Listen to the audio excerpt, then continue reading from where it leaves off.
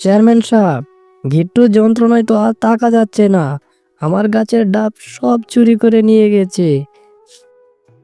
হ্যাঁ চেয়ারম্যান সাহেব, আমারও গাছের খেজুরের রস সব খেয়ে ফেলেছে। দেখো, আমার একটা অবুঝ ছেলে, সে তো আর এত কিছু বুঝে না। তোমরা যেভাবে বলছো, আসলে বিষয়টা সেরকম নয়। দেখেন চেয়ারম্যান সাহেব, আপনি সম্মানিত লোক, তাই আপনার ছেলেকে আমরা কিছু বলতে পারি না। কিন্তু যা অবস্থা শুরু করেছে, তা তো আমরা আর সহ্য করতে পারছি না। আপনি একটা কিছু করেন। আমি রোদ্রে আচার শুকাইতে দিয়েছিলাম, আমার সব আচার গিট্টু নিয়ে গেছে। আপনি একটা কিছু করেন। তোমাদের সকলের কথাই বুঝলাম, তোমরা আসলে কিছু বাড়িয়ে বাড়িয়ে বলছো। আচ্ছা, যা হোক, আমার কাছে যেহেতু এসেছো, আমি তোমাদের ক্ষতিপূরণ দিয়ে দিচ্ছি। কিন্তু আমার ছেলেকে কখনো উল্টা পাল্টা বকবে না তোমরা। সেই সকালে বের হলাম, চুরি করার মতো তো এখনো কিছুই পেলাম না। চুরি না করলে তো আমার শরীর ঠিক থাকে না, শরীর শুধু ম্যাজ ম্যাজ করে। যাক, অবশেষে তাহলে পেলাম। আহ, কি কচি কচি ডাব! এই ডাবগুলো তো আমার খেতে হবে যেভাবেই হোক। যাই, গাছ থেকে আগে ডাবগুলা পেরে নেই। তারপর গিট্টু শিয়াল গাছে ওঠে এবং গাছের সব নারকেল চুরি করে নিয়ে যায়। আরে বাহ, বিট্টু চাচার গাছের নারকেলগুলো তো অনেক সুন্দর হয়েছে, দেখতেও খুব জোনা জোনা লাগছে।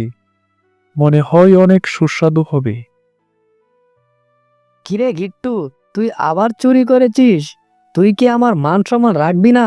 আমার যে একটা মান সম্মান তৈরি হয়েছে, সেটা তো ধূলিসাৎ করে দিবি। আরে বাবা, মান সম্মান যাচ্ছে? এটা আবার কি বলছো তুমি? এটা না করলে তো আমাদের বংশ পরস্পরায় মান সম্মান চলে যাবে। চুরি তো আমাদের বাপ দাদার শিক্ষা, তাছাড়া তুমিও তো করতেই। হ্যাঁ, কি বলছিস তুই এসব? আমি তো করতাম আগে, এখন কি আমি এসব করি নাকি? দেখ বাবা, আমার একটা সম্মান তৈরি হয়েছে বনে, তুই আর সেটা নষ্ট করিস না। বলছি কি, তুই চুরিটা ছেড়ে দে। না বাবা, আমি এই চুরি চাটতে পারবো না, কারণ এটা আমার যেমন নেশা আর আমার বাপ দাদার পাওয়া পেশা। তোমাদের কাছ থেকেই তো শিখেছি, এটা আমি চাটতে পারবো না। কি ব্যাপার মিচকে, বনের চেয়ারম্যান বানিয়ে দিলাম, তাও মন খারাপ কিসের জন্য? মামা, চেয়ারম্যান তো বানিয়ে দিলেন, সম্মানও দিয়ে দিলেন, কিন্তু পাপ তো আমায় পিছু চাচ্ছে না। আগে যে চুরি চামারি করেছি, এখন তার পাপ ভোগ করছি। তাই এখন আবার কি হলো যে পাপ তোমার পিছু চাচ্ছে না? মামা, আমার একটাই ছেলে গিট্টু, কিন্তু ও তো চুরি চামারিতে আমাদেরকেও ছাড়িয়ে গেছে। আর ওর যন্ত্রণায় তো আমি বাড়িতে থাকতে পারি না, শুধু নালিশ আর নালিশ। আরে, এটা কোনো চিন্তার বিষয় হলো নাকি? এগুলো তো একটু আধটু হবেই, তার জন্য এত চিন্তা কিসের জন্য? তা তুই এক কাজ কর, তোর ছেলেকে একটা বিয়ে দিয়ে দে, তাহলে দেখবি সব ঠিক হয়ে যাবে। মামা, কথাটা তুমি খারাপ বলনি। এটাই আমার লাস্ট চেষ্টা, দেখি করে কোনো কাজে আসে কিনা। মাতবর সাহেব, অনেক দিন তো হয়ে গেল, এদিকে আসেননি। কি অবস্থা এখন? আর আমাদের উপর রাগ করলেন নাকি? কোনো খোঁজ খবর নেন না? আরে না, কি বলিস ভাই? আমি রাগ করব কিসের জন্য তোমার উপর? আমার একটু ব্যস্ততা বেড়ে গিয়েছে, তাছাড়া বাড়িতে বড় মেয়ে, তাই তো আসতে পারি না। তা মেয়ের বিয়ে দিবেন না? বিয়ে দিয়ে দেন, তাহলে তো কিছুটা দুশ্চিন্তা মুক্ত হবেন। হ্যাঁ দেখি, তাছাড়া মেয়েরও তো একটা পছন্দ আছে, যদি ও করে তাহলে তো আমার কোনো সমস্যা নেই। আহা, কি সুন্দর একটা সাইকেল! এই সাইকেলটা তো যেভাবে হোক আমার নিতে হবে। কতদিন ধরে সাইকেল চালাই না, বাবাকেও বলছি কিনে দেয় না। এটাই এখন আমার সাইকেল। তাহলে মাতবর সাহেব, আমাদের দিকেও নজর রেখেন। মাঝে মাঝে আইসেন, চা পান খেয়ে যাবেন, আর তাতে আমাদেরও ভালো লাগে। বলদ দুইটা ওইদিকে কথা বলতে থাকুক, আমি এই সাইকেলটা নিয়ে চলে যাই। কারণ ওরা যদি দেখে ফেলে তাহলে তো আবার 12টা বেজে যাবে। 12টা বাজার আগেই আমাকে এটা নিয়ে চলে যেতে হবে। তারপর গিট্টু শিয়াল মাতবরের সাইকেল চুরি করে নিশ্চিন্তায় বাড়ির দিকে চলে যেতে থাকে। আর মাতবর ও ব্যবসায়ী কেউই তাকে দেখে না। সেই কখন থেকে দাঁড়িয়ে আছি, এখনো তো একটা গাড়ি আসতেছে না। আমি এখন কিভাবে বাড়ি যাব কিছুই তো বুঝতেছি না। আহা, সারাদিন ঘুরে ঘুরে একটা মক্কেল সামনে পেয়েছি, দেখি মানিব্যাগটা কোনোভাবে নেওয়া যায় কিনা। নিতে পারলেই তো আজকের দিনটা চলে যাবে। এই যে ম্যাডাম, আমি হচ্ছি ছিনতাইকারী। আপনি আপনার মানিব্যাগটা সসম্মানে আমাকে দিয়ে দিন, নয়তো আমার জোর করে আপনার মানিব্যাগ নিতে হবে। কি বলিস বেয়াদব? আমি মাতবরের মেয়ে, আর তুই এসেছিস আমার মানিব্যাগ চিন্তাই করতে? তোকে আমার বাবা আস্ত রাখবে না। দূর হয়ে যায় এখান থেকে। হাই হাই, ম্যাডাম দেখি জানে না চোর তার শ্বশুর বাড়িকেও চুরি থেকে ছাড় দেয় না। আর এটা মাতবর দিয়ে আমি কি করব? আমার তো কাজই চুরি করা। বাঁচাও বাঁচাও, কে আছো? বাঁচাও, ছিনতাইকারী আমার ব্যাগ নিয়ে যাচ্ছে, বাঁচাও। ধন্যবাদ আপনাকে, ছিনতাইকারী হাত থেকে আমাকে ও আমার ব্যাগটা রক্ষা করার জন্য। নয়তো তো ওই ছিনতাইকারী আমার ব্যাগ নিয়ে যেত। আরে না না না, ধন্যবাদ দেওয়ার কিছু নেই। আপনার মতো সুন্দরীকে হেল্প করে তো আমি অনেক খুশি হয়েছি আরো। কি, আপনি আমাকে সুন্দরী বলছেন? আপনিও অনেক সুন্দর।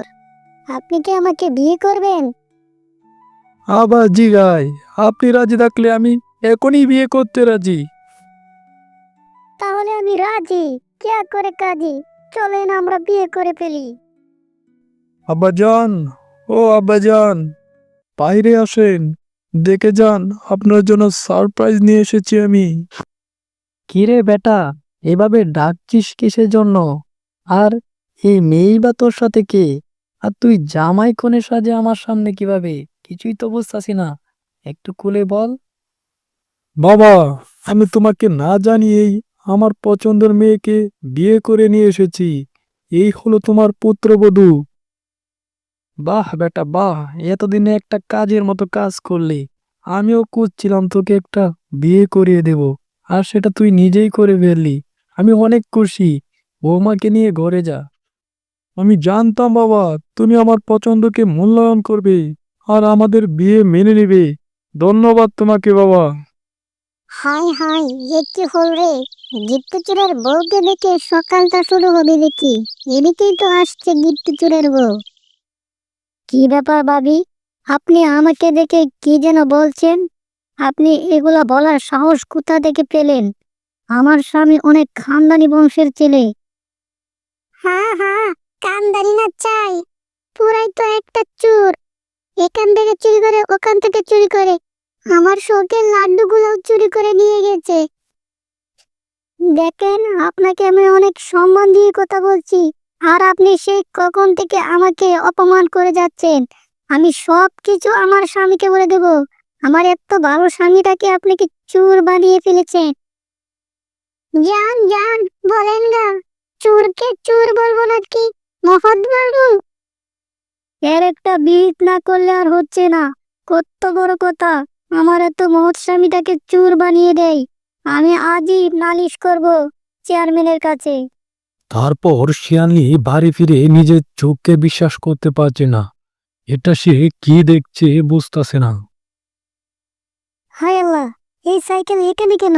এটা তো আমার বাবার চুরি হয়ে যাওয়া সাইকেল।